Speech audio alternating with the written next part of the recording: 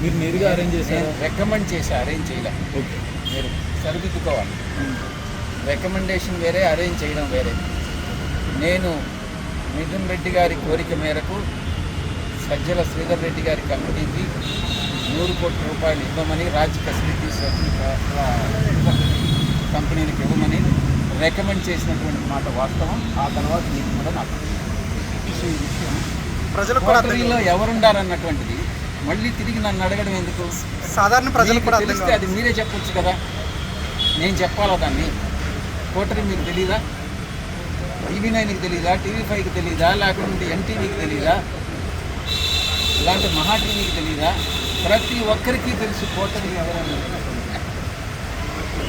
ఆ పందికొక్కులు ఎవరనేటటువంటిది మీ అందరికీ కూడా తెలుసు. అది నా నోటికుండా చెప్పాల్సినటువంటి అవసరం లేదు అని నేను. లిక్కర్ స్కామ్కి సంబంధించి మీతో మీరు సీఎం జగన్మోహన్ రెడ్డి గారు, OSD కృష్ణమోహన్ రెడ్డి గారు, ధనంజయ రెడ్డి గారు, రాజ్ కసిరెడ్డి, మిథున్ రెడ్డి సమావేశం ఏ రోజైనా చర్చించడం జరిగిందానని. నాకు ఏ రోజు జగన్మోహన్ రెడ్డి గారు లిక్కర్ గురించి మాట్లాడలేదు, నేను దాంట్లో ఇన్వాల్వ్ కాలేదు. నాకు తెలిసి ఆయనకు లిక్కర్ గురించి, లిక్కర్ స్కామ్ గురించి ఆయనకు తెలియదు అన్నటువంటి విషయం స్పష్టంగా చెప్పడం జరిగింది. ప్రపోజల్ ఏదన్నా ఉంటే వచ్చిన తర్వాత ఆలోచించాలి కానీ దాని గురించి ఇప్పుడు ఆలోచించడానికి త్వరలో సోషల్ మీడియాలో అందరూ కూడా ప్రచారం చేస్తున్నారు. నేను బీజేపీలో చేరిపోతానని మీరే చెప్తున్నారు.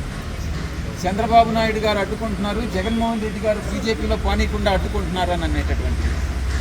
దీంట్లో ఏది యథార్థం, ఏది యథార్థం కాదు? నేను బీజేపీలో చేరాలనుకుంటున్నానా, చంద్రబాబు గారు అడ్డుకున్నారా, లేకుంటే జగన్మోహన్ రెడ్డి గారు అడ్డుకున్నారా అన్నటువంటి విషయం నాకైతే తెలియదు. నాకైతే బీజేపీ నాయకత్వం ఏ రోజు నేను చేరతానని నేను అడగలేదు, వాళ్ళు చేరొద్దు అని నాకు చెప్పలేదు.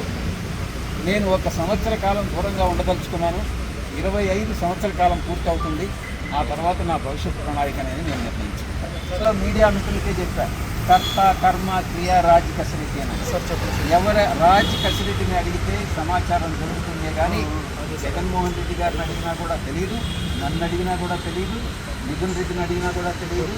కర్త కర్మ క్రియ మాత్రమే అడగాలి. ఎవరైతే తెలుగుదేశం పార్టీని వ్యతిరేకంగా మాట్లాడతారో ఆ వ్యతిరేకంగా మాట్లాడినప్పుడు వైఎస్ఆర్సీపీ వాళ్ళు చప్పట్లు కొడతారు. వైఎస్ఆర్సీపీని వ్యతిరేకంగా మాట్లాడినప్పుడు తెలుగుదేశం వాళ్ళు చప్పట్లు కొడతారు. నాకు ఏ చప్పట్లు వద్దు. మధ్య మార్గంగా నేను ఒక దారిని ఎంచుకోదలుచుకున్నాను. నా దారే నేను రహదారిగా చేసుకుంటాను.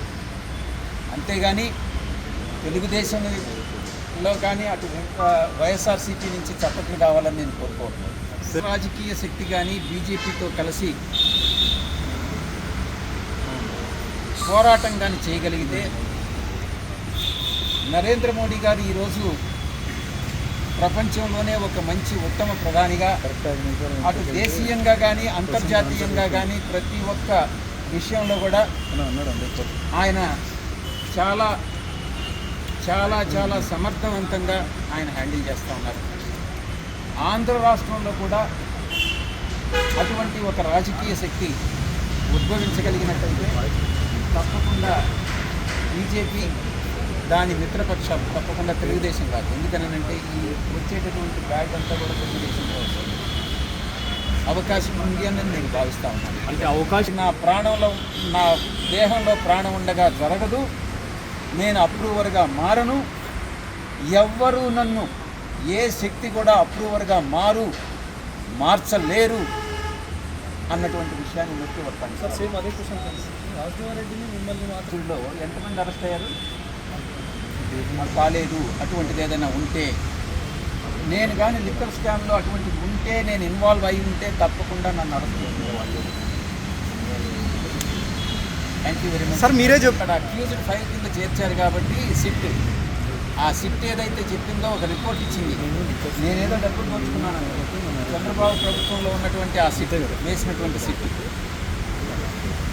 మనీ లాండరింగ్ కింద ఇన్వెస్టిగేట్ చేయాలి కదా. ఆ ప్రాపర్టీస్ నాయా కాదా తెలుసుకోవాలి కదా. అందుకే చంద్రబాబు గారి ప్రభుత్వం ఒక దుష్ట ప్రభుత్వం, అసమర్థ ప్రభుత్వం అని నేను విమర్శిస్తున్నాను ఈరోజు. అంటే నా మీదనే చంద్రబాబు గారి ప్రభుత్వం అసంబద్ధమైనటువంటి ఆరోపణలు చేసింది కాబట్టే ఒక రిటర్న్ రిపోర్ట్ ఇచ్చింది ఈడీ.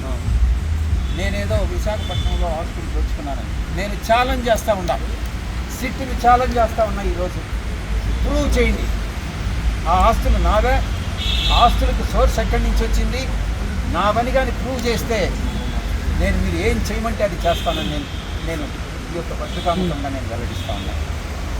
ఉద్దేశించి చేసింది కాదు. ప్రతి రాజకీయ పార్టీకి, ప్రతి రాజకీయ నాయకుడికి ఈ యొక్క ట్వీట్ అప్లై అవుతుంది. అది తెలుగుదేశం కావచ్చు, ఎందుకనంటే బీజేపీలో వంశపారంపర్య తత్వం లేదు, ఆనవాయితీ లేదు. కాంగ్రెస్లో ఉంది, తెలుగుదేశంలో ఉంది, వైఎస్ఆర్సీపీలో ఉంది, కమ్యూనిస్టుల్లో లేదు. ఏ రాజకీయ పార్టీల్లో అయితే ఈ యొక్క వంశపారంపర్య సాంప్రదాయం అన్నటువంటిది ఉందో అక్కడ పార్టీ అధ్యక్షుడికి చెంచాగిరి చేసేటటువంటి కోటరీలు ఎక్కువ ఉంటాయి. వాళ్ళకి ఇది అప్లై అవుతుంది.